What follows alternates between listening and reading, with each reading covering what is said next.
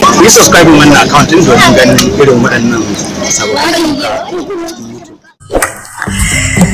Salamu alaikum, sunana Rahama Sadau. Ku yi subscribing, sannan ka manta ku yi liking, ku yi comment da kuma subscribe.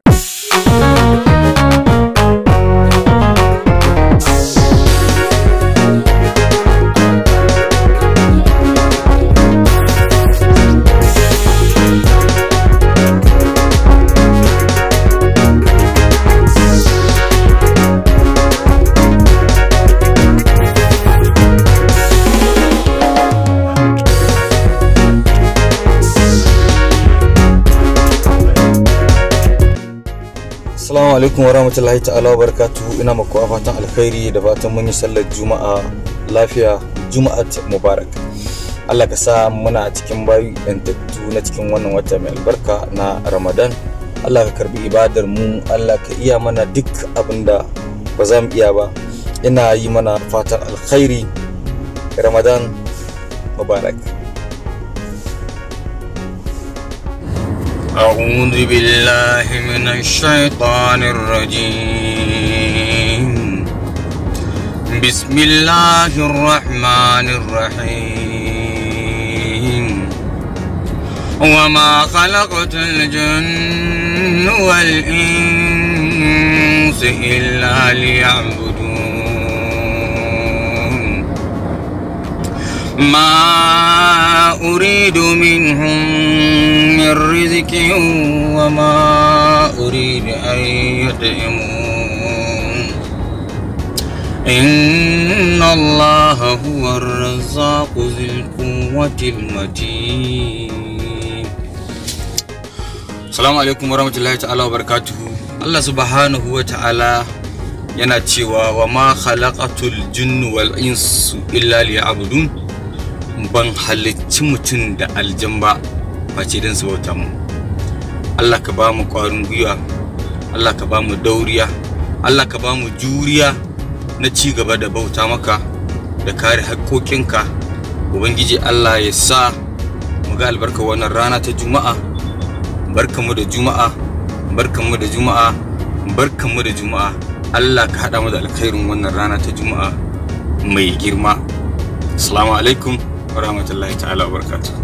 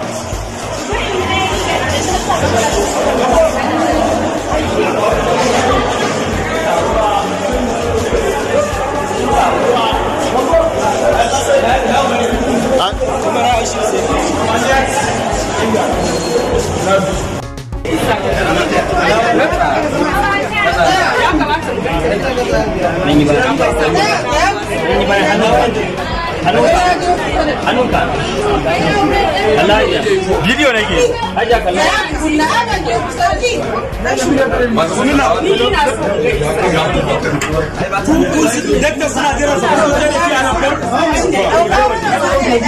suna jira su kusa da su a nan ko ajiya dakta suna jira su kusa da su a nan ko bari a ga suna zuwa su kuke sai da su dakta su zauna suna jira su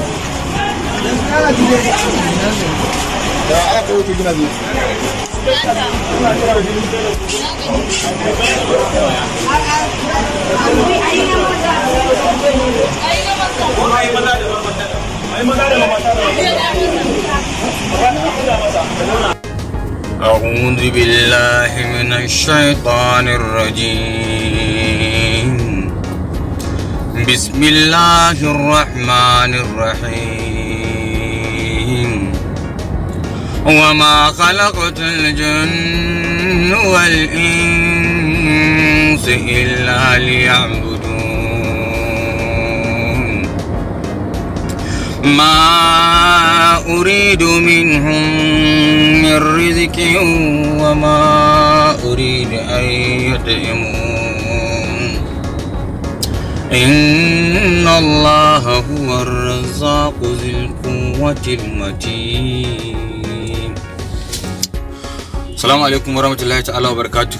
الله سبحانه وتعالى yana cewa wa ma khalaqatul jinni wal insu illa liya'budun, ban halicci mutum da aljan ba face dan su bauta mu.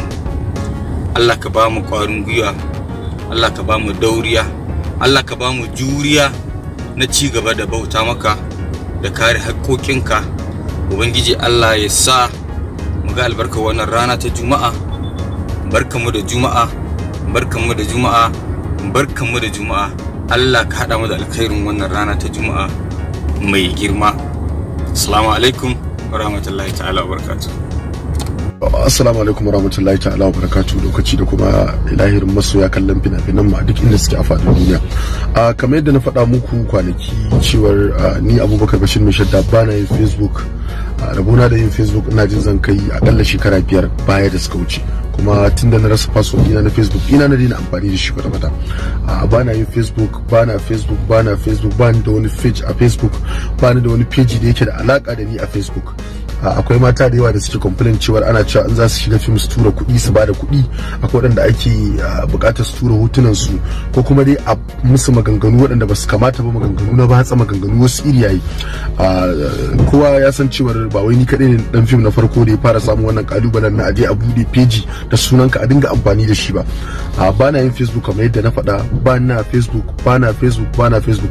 Duk wani page da yake da alaka da sunana a Facebook ko yake da alaka da sunan kamfani na ko yake da alaka da wani abu da ya shafe ni ba page na bane. Duk wani sako da za a tura muku mace ko namiji a ce zaki shiga film ko za a dauke ki shiga film, ni ba ni ne nake wa matan kani da register su shiga film ba. Hukumar ta ce fina-finai ita take da alhaki ko kuma alakar tewa yan matan kani register, ba ni bane ba. Ba da alaka da wata ta zo ta ce wai ai za ta bani kuɗi a mata film ko menene kaza ko a za ta turo kuɗi, duk ban da alaka da wannan. Duk mutumin da yake so aiki da ni a matsayina na producer mai shirya film zai neme ni. Akwai lambar wayata, akwai layi na da nake WhatsApp, akwai handle ɗina na Instagram Real AB mai shadda wanda da shi ne nake amfani. Ba da alaka da in ce wata mace ta kawo kuɗi za a yi mata wani abu ko kuma a cika kuɗi za a miki rijista ko za a yi miki film ko za a duk ba da alaka da wannan abun. Shafin da aka buɗe a Facebook ake amfani da shi. Na faɗa wa mutane to amma na lura kamar akwai waɗanda ba sa gane bayanin da ake. To na zo ina ƙara faɗa a lokaci na ƙarshe cewa duk wani peji da aka buɗe na Facebook wanda yake da alaka da sunan Abubakar Bashir mai shadda ko mai shadda Global Resources ba ni da alaka da shi, ba ni bane, ban san wane bane. Ni Instagram kawai nake yi, Real AB mai shadda shine handle ina, sai kuma mai shadda Global Resources sune waɗannan guda biyu sune handles ina a Instagram. Banda su ba da wani handle a Instagram da yake da alaka da ba da wani handle a Instagram da yake da alaka da ni, ba da wani page a Facebook da yake da alaka da ni wanda zan ce mutum ya turo kuɗi ko mace ta turo ba, saboda ana amfani da sunana ana yin chatting da mata, chatting da bai kamata ba, ana sa suna turo kuɗi, ana sa suna yin abubuwa, wasu ma suna son shiga film ne da gaske amma ana cutar da su. Wanda yake wannan abun ni dai na ce Allah isa ban yafi ba, ko mace ce ko namiji ne, kuma na san cewa rana dubu ta barawo rana ɗaya ta mai kaya. Bana Facebook, bana da alaka da Facebook, bani da wani peji da ya danganci Facebook, bani da shi, bana yin Facebook, bana Facebook. Na gode, Allah ya saka da alkhairi. Kamar da yadda aka sani cewa muna bin ruga-rugan Fulani, muna kokarin ilmantar da su kuma da jawo hankalin su yadda za a samu zaman lafiya a ƙasar nan. Kuma alhamdulillah muna samun karbuwa, suna ansa wannan kira. Shine muka shigo wannan jiha ta Niger State domin mu ga wayansu daga cikin wannan manya-manyan kwamandojin wayannan mayakan domin mu jawo hankalin su kamar da muke a sauran wurare. Kuma alhamdulillah mun samu mun shiga kuma sun zauna mun yi tattauna da su akan yadda za su samu zaman lafiya. To kamar ya tattaunawa taku ta gudana, menene bukatunsu, me aka cimmawa? Ai bukatunsu duk ɗaya ne ko ina suke, cewa su fa a bar kawo musu hari sojoji da 'yan sanda da jirgin sama, sannan kuma sun shiga gari a bar kashe su a hadda 'yan sa a kai. Da kuma sun yi alkawali in an bar wayannan abubuwa kuma su ma duk wanda ke hannu su za su sake shi insha Allah. da yake cikin Niger aka yi wannan abu kuma yana zuwa ne a daidai lokacin da aka sace wasu yara daga wata makaranta a Kagara da malamansu. Ko kun tattauna kan wannan batun? An tattauna game da ita boss da aka sace mutane, su wai sun kai mata hari ne domin boss ta gwamnati ce, kuma su suna ganin gwamnati ce take turo mun ɗan sanda da soja suna yakin su, saboda kamar suna kamar yaki da gwamnati ne. Saboda haka amma yanzu an yi magana da su sun ce sun gane wanda ya yi, ba su wanda muka magana da su kai ba, za su yi kokarin su an sake su. Game da yaran kuma suka ce su kansu da yake suna daji, labarin da ya so musu ba an yi ma yaran, amma za su nemi wanda suka yi kokarin a sake yaran su ma, tun da yanzu ana maganar sulhu. To a yayin kamar kai yadda ka ga tattaunawa ta gudana, kana ganin zaka iya cewa an samu wani ci gaba haka? Babban nasara. Ai da kaga yanzu wannan sata ba san kowaye ba, amma yanzu tun da mun samu manyan shugabannin nasu kuma su ma hankalin su ya dawo zaman lafiya, to ko da an yi wani ɗan ƙaramin aiki za su bi su ga cewa lalle an hana irin wannan ya sake aukuwa. To ga shi wasu daga cikin gwamnonin jihohin da ke fama da waɗannan matsaloli suna cewa ba za su amince da tattaunawa ko zuwa da waɗannan mutanen ba. Ya kake ji, ba ka jin kamar kila kana tumka ne ana warwarewa daga wani bangare? To ai sun faɗa ne domin ba san wani abu da yake a cikin dajin ba, kuma muna ba su uzuri. Amma yanzu da yake muna fahimtar da su, mun ga hankalin su na canjawa kuma ra'ayin su na canjawa. Ko kuma da muka shiga dajin ai ba mu shiga da tsammanin abubuwa haka suke ba, amma shigan mu ya nuna mana cewa falalle hanyar sulhu da laluma din nan ita ce hanyar mafi wato inganci kuma mafi sauki da kuma saurin a samu shawo kansu. Wannan mutum na baya-bayan nan da ka sadu da shi wato dogo gida da tawagarsa yana cikin fitattun masu fashin daji da aka sani a wannan yanki. Sai 'yan Najeriya suke ta mamakin ya aka yi jami'an tsaro da gwamnati suka kasa sani inda mutanen suke, amma malam ya san inda suke har ya je suka ya gana da su. Ai in kai sulhu da mutum ka je mai da sulhu, ba mu san inda suke ba mu san da suke koya ba, amma sun ce ku zo wuri ka za mu haɗu. Saboda kamar haɗu ne a wurin da suka yarda a haɗu da shi, sun samu aminci, amma ba mu san da suke ba. Yanzu ka ce min neman shi ba san da yake ba. Ba za ka taɓa yin albarka ba a matsayinka na musulmi wallahi. Ka ji abin da Allah ya waɗannan mutane kibar da su yayi. Malam yau za ka tarar da malam mutum mai daraja a idanka, a ganinka, ko yana da mulki ko yana da sarauta ko yana da dukiya, amma wallahi idan aka baka biography ɗinsa aka baka tarihin sai ka ji an ce ai ɗan neman maza ne. Kuma the most unfortunate part of it shine da yawa mun sha faɗa a karatu muna maimaitawa, abin rashin jin daɗi bakin ciki shine da yawa a cikin manyan mutane akwai wanda ɗabi'a su ne wannan neman maza. Malam wani ya je neman aiki, za a ba shi ofa a wata babbar ma'aikata, shugaban ma'aikatan gurin ya kafa masa sharadi cewa za a baka ofa, za a dauke ka, amma fa sai an gana da kai. Ya ce bai gane ganawa ba, bai fahimci karatun ba, bai gane lissafin ba. Sai aka sa sakataren ya gaya masa vividly clear ya gane, za ka je ne ka kwabe wani ya hau kanka a kwanta da kai. Ya ce what? Aka ce haka za a yi. Ya ce shi bai zai yadda ba. Sai shugaban ya ce masa ka gaya masa nima wannan kujerar kafin na same ta sai da na wani kwanta wani ya hau kai na aka bani ita. Me yasa na kawo muku wannan kisa don ku gane cewa akwai waɗanda wallahi masu wannan ɗabi'ar sun samu madafan mulki, billahi azimu aiki ba za su ɗauki mutum ba sai sun yi wannan ta'adin da shi. Akwai su a cikin different parts na rayuwar mu yau da gobe. Abin tausayi malam, wasu ma da awar addini suke, amma wallahi suna neman maza. Na'am, ba wai ba mace ba. Kuma wannan musiba, ku tambayi matanku a gidaje, za su gaya muku cewa da yawa yau daga cikin mazaje ba su da lokacin matansu saboda neman maza suke, sun fi jin daɗin namiji akan mace. Wata mata ta gaya mun tana fatawa, tana cewa malam yau shekara ta kaza mijina baya saurara ta, shekara kaza mijina baya da lokaci na.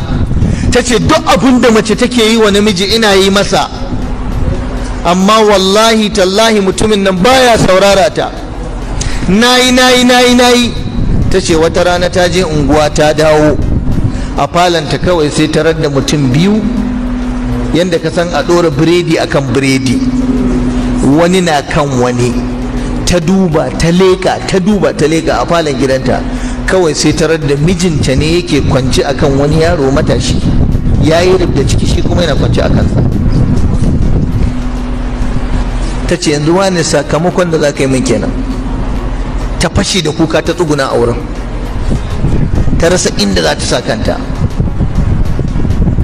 Ashe me yasa baya saurarar ta? Maza yake bi. Suna da alamomi da yawa da suke yi, kuma suna da kuɗi a hannunsu malam, kuɗi. Na tattauna da wani yake bani labarin wani likita tubabbe. Shi wannan likita tubabbe, wato shi da likita ne ma na masu yin wannan abin, saboda gatansu idan aka yi da kai sai a haɗa ka da likita, sai rinka baka wasu supplement na ƙwayoyi kana sha don ka ƙara ni'ima, kuma ka ƙara yaranta, ka ƙara kaza da sauransu, da allurai da komai da ake bayarwa. Idan an yi an gama da kai sai dai ka ga alat. Wallahi ina gaya muku, na sha faɗa a karatu, da a ce namiji yana ɗaukan ciki da yawa kun ga mutane da ciki a gari riƙi suna tafiya da shi wallahi. To kawai matsalar namiji baya ɗaukan ciki, amma wasu sun yadda su bayar da mutuncinsu a yi luwaɗi da su don samu biyan bukata na duniya. Wani ya yi an ba shi ofa, wani an yi da shi an ba shi 500 jari, wani an yi da shi an masa hanya ya samu babban ofis, wani ya samu matsala a cikin harkokinsa na kasuwa ko harkokinsa na business, an masa hanya an yi da shi da wannan. Kuma abinda za ku yi tausaya malam, ka san me? Wallahi yanzu yara suke nema ƙanana 'yan shekara 14, 15, 16, 17. Idan mutum ya kai wani certain age, wato wasu shekaru ma, akan ce mutum ma ya yi expire. Kamar misali, idan mutum ya zo yana neman mace, ruwa ne ai karki ragan musu, idan kika ragan musu za ki shiga uku a hannuna, amma fa ba haka nake ba.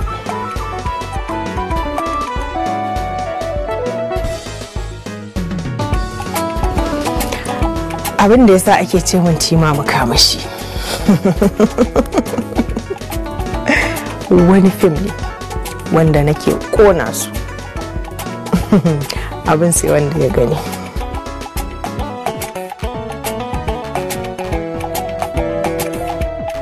Abin da yasa ake ce mun jakadiyar FKD, naɗa ni aka yi, sarauniya ce, sarauta ce aka bani a nan kamfanin FKD Film Production.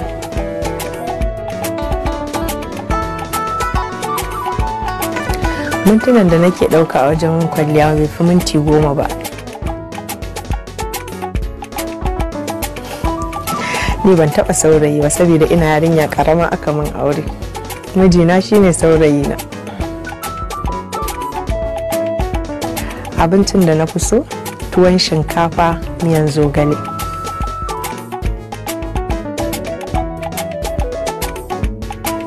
Duk fina-finan da na yi ina son su, amma wanda ba zan taɓa manta da shi ba shine Mansur, saboda na taka rawan gani.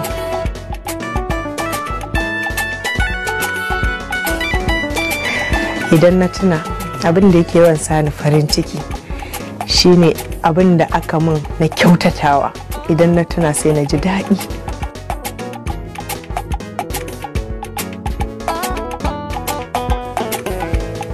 Wani ne ya taɓa faranta min, ba zan taɓa mantawa da shi ba. Sirrina ne. Yaushe za ki yi aure? Sai da Allah ya kawo lokaci, ka san aure lokaci ne. Haƙuri. Masoya na, bi ma'ana fans ɗina. Ki yi haƙuri ɗina. Ki kuma kyallu. Kin san fa rayuwar nan sai da haƙuri. Ki yi haƙuri. ki haƙuri, haƙurin nan dai shine ribar zaman duniya. Kar ki bi abin da waccan ta ji ki ce sai kin yi irin shi, ki ci gaba da haƙuri. Haƙuri shine gishirin rayuwa.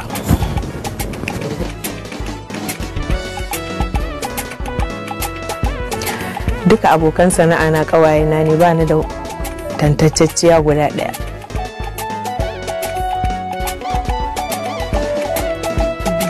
Ina kishin in ga ina faɗakarwa, kuma ina sha'awan in ga ya zama sana'ata ne harkan faɗakarwa, shi ma'ana fim kenan. Akwai ta. Baiwata shine duk wani abu da aka sani zan iya juyawa sai kaga kamar ba ni ba.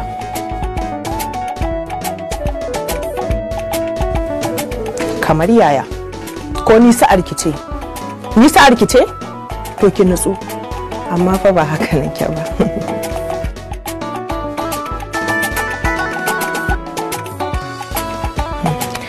Karyar da aka taɓa mun zan taɓa mantawa ba.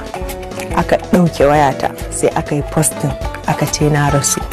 Masoyana da wanda suke ƙaunata da irin yayyuna suka rika mun faɗa ne yasa na yi haka. Na ce ba ni ne ba, wasu sun yadda wasu ba su yadda ba, to wannan abin ya so samun rai.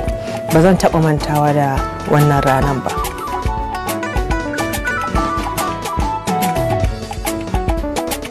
Sana'a abin ƙaunata kenan. Ina sana'a siya da siyarwa, ina sai da kayayyaki kala-kala na maza da na mata.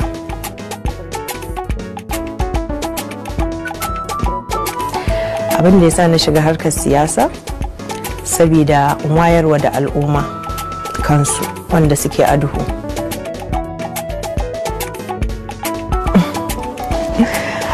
Jam'iyyar da nake goyon baya a yanzu dai ita ce inda kake inuwa kenan. Burina a rayuwa nan gaba shine aure. Akwai wasan da nake kallo, shine irin waƙoƙin yabon annabi da kuma irin wannan abin da ake yi na yaran nan, wasan maciji, wasan namomin daji, ina burge ni sosai.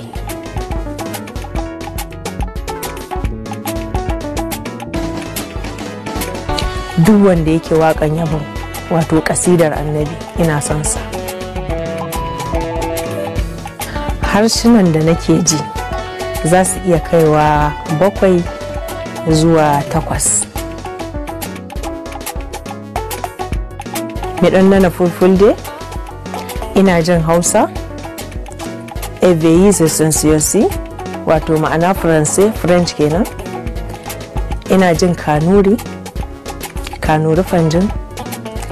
Ina jin wani yare ne kada na yi ƙarya. Ina jin wani yare gude, Ngaba hukwa, ahurin Ngaba hu ituka. Ina jin ɗayan na manta. Ina jin Turanci amma ɗan kaɗan.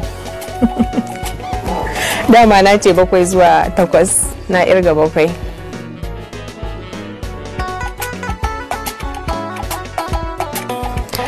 Garin da aka haife ni shine Adamawa, wato cikin Yola. Garin da na taso na zauna a Cameroon. Daga Cameroon kuma na dawo na zauna a Maiduguri. Mahaifina ya sa ni makaranta, na yi karatu na fannin Arabic, na hada na yi diploma na, shikenan sai na yi aure. To kaji abin da ya sa na samu wannan yarurrukan. Kuma mun hada irin akwai yare da yawa a jikina. Kasashen da na taba zuwa Saudi, na je Cameroon, na je Niger, na je Gabon, na je shikenan sai nan Najeriya da nake ciki. Kasashen da nake da burin zuwa nan gaba shine US da France.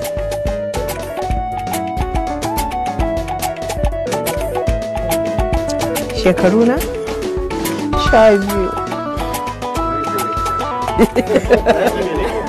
Wannan gwamnati kullum kwanan duniya sabon bacin rai, wanda kamar inda na tabbata ka samu labari 'yan majalisa wanda suke su yi kishin jiha ba suka tafi suka ba da approval suka amince da cewar gwamna ya dora bashi na biliyan 20 domin ya tafi ya je gada.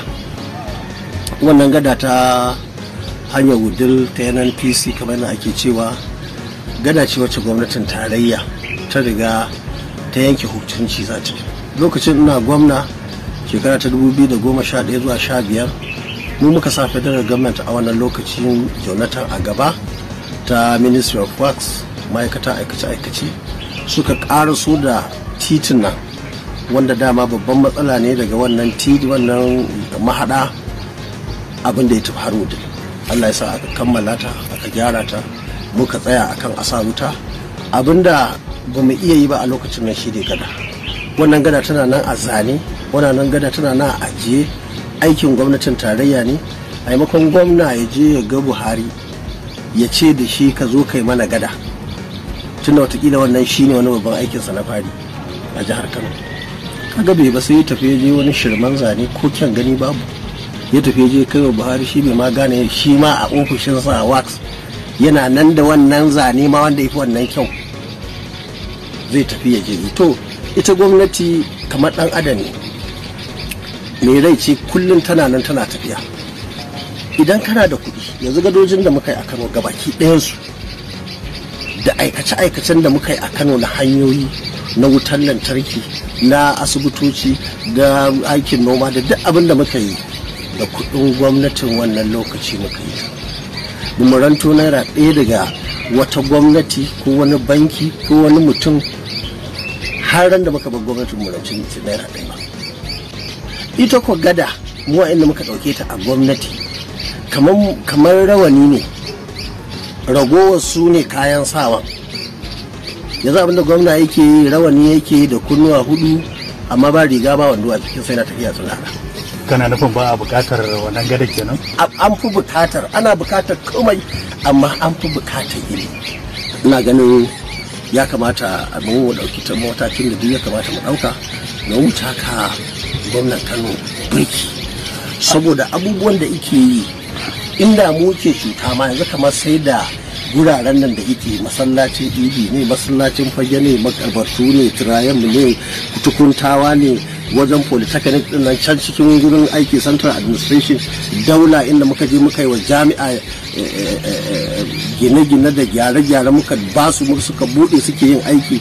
Filin shahuci ne, kan badala ne inda ake zuwa, abinda United Nations ma sun san da wannan guri, majalisar ɗinkin duniya duk ya je. Kana ganin interview din da aka wai gaban badala yake, ba badala yake kashe ba, amma duk wanda ke kan ya sa akan badala ake. A ina ne gaban badala? To amma duk gara ma wannan tunda duk wannan zancen banza ne lokaci idan yayi gwamnatin arziki in ta zo duka fatali za a yi da wannan abubuwa. Dama yan mafi yawansu masu kuɗin banza ne, dama mafi yawansu azzalumai ne waɗanda suke cikin gwamnatoci wanda suke ɗebi kuɗin mutane suke wannan gine-gine. Irin waɗannan filaye idan aka kaddara kwankwasiya ta karɓi gwamnati a Kano, ina tabbatar maka da cewar duk wanda zan ba shawara, Allah shi kaɗai ya san wanda zai zo gwamna gobe, amma in dai da shawara ta ne duk wani gurin hukuma mutum ko ya yi bene 1000 hawa 1000 a ruguzo shi, a share gurin a mai da shi inda yake da. Amma mutumin inda gwamnati ta je ta yi filinta ta yi komai, wannan babu matsala. Bacin ran kawai guraren yanzu kaga sun je sun ruguje mana filin fakin wanda muka yi hawa na zamani a Dubai. Na je na gano samfur nan, muka zo muka yi shi aka tsara shi. Yau inda cewa aka yi da shi makaranta shi baya son a yi fakin, kaga wannan an yi hankali. Amma ka ɗauki kayan hukuma kai mutum gwamna ka ce a'a wannan fili halaliyar ka ce, jama'a da hakkina a kai da na 'ya'yana da na jikokina, haka kawai ka halatta wa kanka saboda zalunci. Wannan shi ne abin da ba za mu yi da shi. Saboda haka in za ka yi abu kai mai daraja, ka yi abin da shekara 5 shekara 10 yau shekara ta 6 da barin gwamnati. Amma duk wannan makiyan da suke abin nan ba wanda zai je ya ce ga wani guri can wanda na sayar, wani guri na hukuma.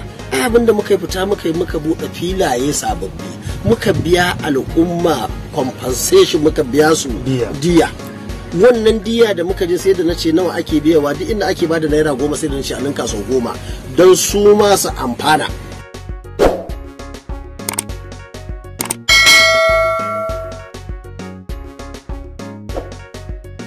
Ku yi subscribing wannan account din domin ganin irin waɗannan sababbin. Salamu alaikum, sunana Rahama Sadau. Ku yi subscribing sannan ka ku manta ku yi liking, ku yi comment